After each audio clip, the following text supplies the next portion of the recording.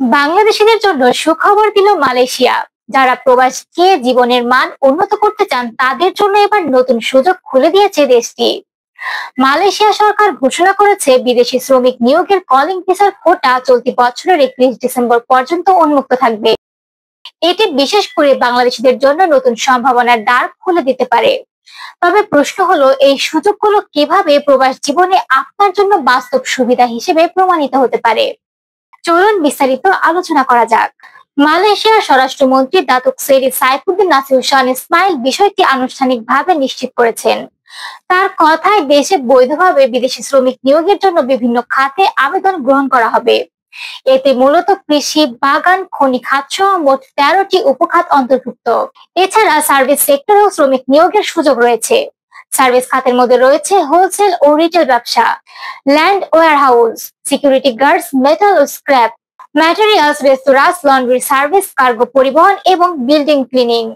এই খাতে দক্ষ শ্রমিকদের চাহিদা তুলনামূলকভাবে বেশি।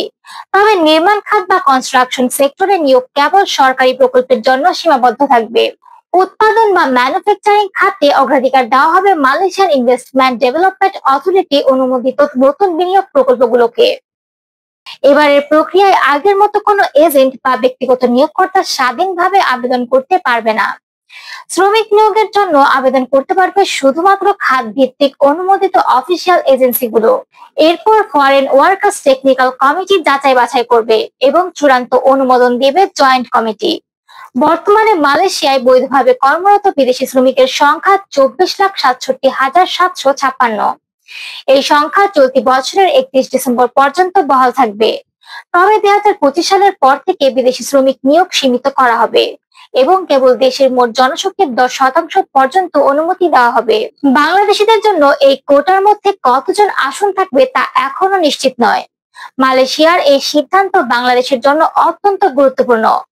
দীর্ঘদিন ধরে দেশটি আমাদের শ্রমিকদের জন্য অন্যতম গন্তব্য।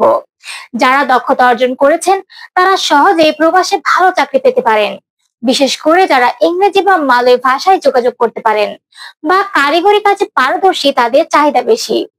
প্রবাসে গেলে শুধু টাকা উপার্জনের সুযোগ নয়, বরং দীর্ঘমেয়াদে একটি স্থায়ী ক্যারিয়ার গড়ে তোলার সুযোগও থাকে।